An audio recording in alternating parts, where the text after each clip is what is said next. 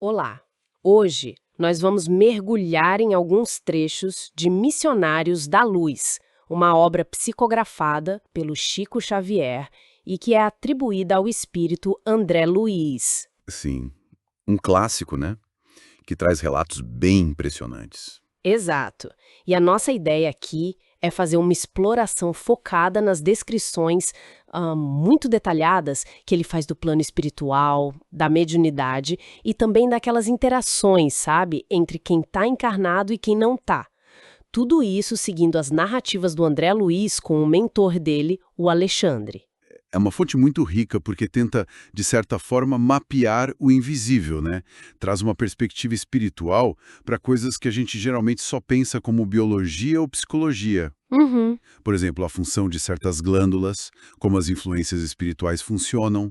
É uma tentativa de integrar corpo e espírito de um jeito bem específico. E falando em integração, um ponto que salta aos olhos é a mediunidade.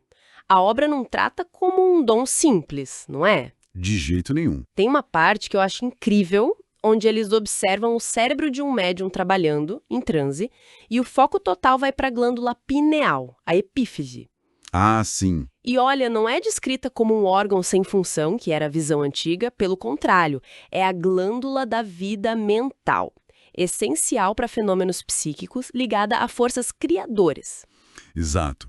E essa descrição da pineal como uma interface, uma ponte mesmo, entre mente e espírito, é um dos pontos altos do livro, eu diria. Com certeza. O texto conecta ela diretamente ao desenvolvimento psíquico, mas, e isso é importante, faz um alerta, fala da necessidade de disciplina. Disciplina para não desperdiçar energias, né? Em emoções mais baixas. Isso.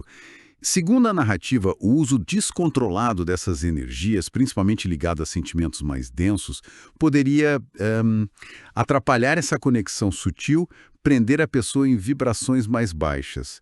É uma visão que, para a época, ia muito além do que a medicina pensava sobre a pineal. É fascinante. E seguindo nessa linha das conexões e influências, o livro traz um conceito bem impactante, que é o vampirismo espiritual. Esse termo chama a atenção, né? Né?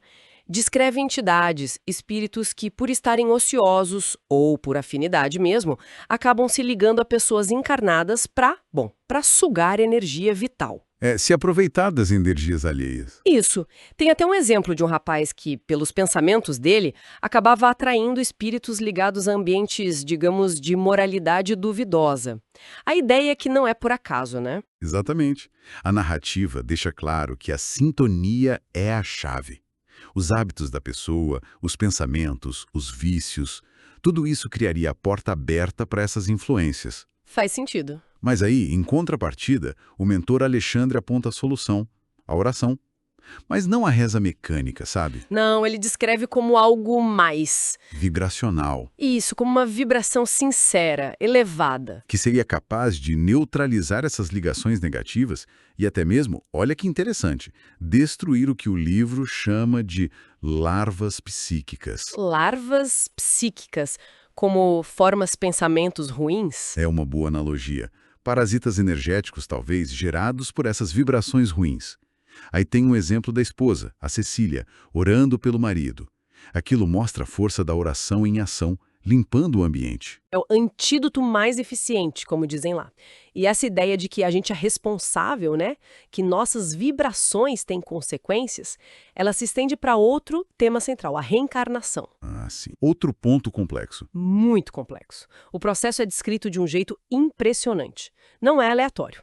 Pode envolver um planejamento super detalhado, feito por entidades que eles chamam de espíritos construtores. Que usariam até, mapas cromossômicos. A descrição é essa. Para ajudar a formar o novo corpo físico. Exatamente, mapas cromossômicos. É algo bem avançado para a época que foi escrito. Sem dúvida.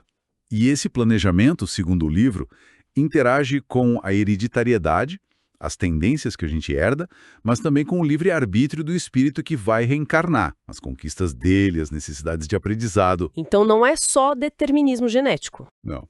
E a obra bate muito na tecla da importância da harmonia e da aceitação dos futuros pais.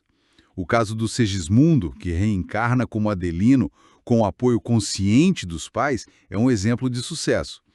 E tem o contraste, né? O caso da cesarina. Exato, o da cesarina, onde o processo falha. E a causa apontada é o desequilíbrio, a invigilância da mãe, como o texto coloca. Isso mostra como o sucesso desse retorno à vida física depende de uma rede de fatores, incluindo a postura moral de quem está envolvido.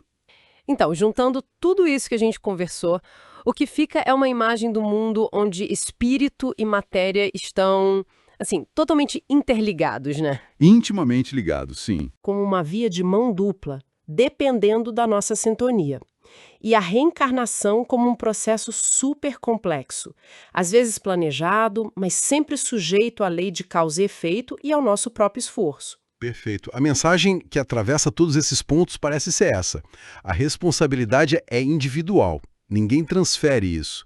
O autoconhecimento, a disciplina da mente, o esforço para melhorar moralmente são as ferramentas essenciais nessa jornada evolutiva que o livro descreve. É uma visão que exige muito da gente, né? Exige e talvez nos deixe com uma reflexão final, né? Se a gente levar a sério essa ideia de interconexão profunda, pensamentos, ações, influências sutis, processos como reencarnar, como isso poderia mudar nossa forma de ver a saúde, os relacionamentos e até o propósito da nossa vida aqui na Terra. Fica aí para pensar. Gente, encontro vocês em outro podcast. Não esqueçam de se inscrever no nosso canal.